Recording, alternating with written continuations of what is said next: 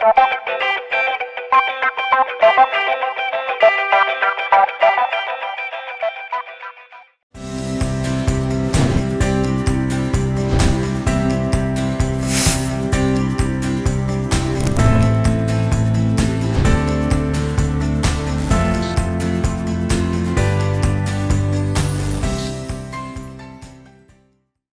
عليكم.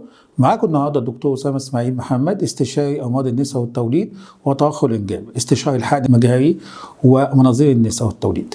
هنتكلم النهارده عن موضوع جديد اللي هو الناس كلها بتتكلم فيه اليومين دول، اللي هو الحمل والصيام. الست الكل، الست الحامل، الست الجديده حامل لسه جديد، كل الناس بتقول لها افطري. ده مش صح. احنا بنقول ان كل حاله وليها ظروفها. الاصل في الامر انها هتصوم. ايه هتصوم؟ هتصوم حضرتك يا ماما اللي بتقول لها افطري، يا حماته اللي بتقول لها افطري، يا جده اللي بتقول لها افطري عشان النونو، عشان ما تخافيش عن النونو.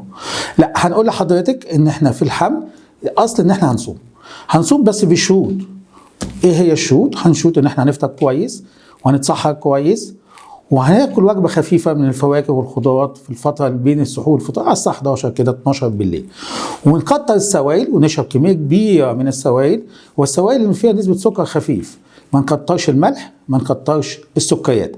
لازم نقلل قوي نسبه السكريات الثقيله والملح، يعني نبعد عن المخلل، نبعد عن الطوشي، نبعد عن الحلويات الشرقيه الثقيله، ونتجنب في فتره الصبح، فتره الصيام بقى الحقيقيه، نتجنب مواجهه الشمس. تخلينا دايما في الظل، دايما في مجال طراوه هواء، يعني لو في تكييف، لو في هواء كويس يبقى افضل طبعا كتير ان احنا نقعد في مكان حار.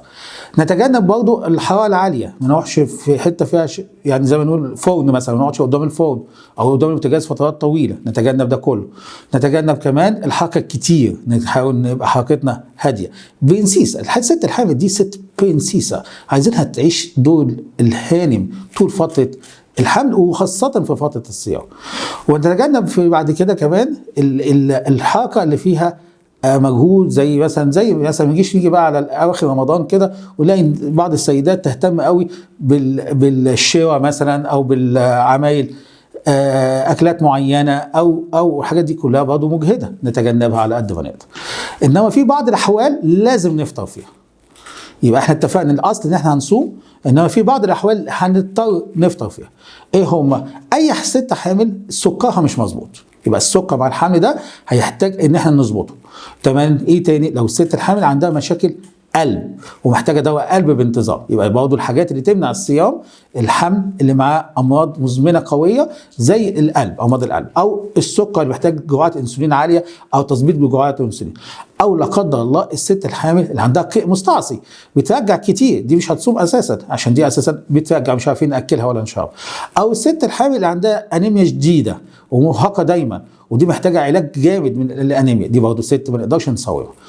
دي الحاجات العناوين الاساسيه. وفي الاول وفي الاخر الاصل زي ما اتفقنا ان احنا بنصوم الا لو الدكتور المعالج بتاع حضرتك شايف ان دي محتاجه تفطر، يبقى هنا هنفطر. وزي ما اتفقنا ان الاصل ان احنا نبعد عن الحاجات اللي بتعطش زي الملح الكتير في اكلنا والسكريات الكتير في اكلنا، ونتغذى كويس في فتره الفطار. وان شاء الله نقول لك كل سنه طيبه وبمناسبه رمضان، ونشوفك في فيديو جديد في لقاء جديد مع بعضينا. السلام عليكم.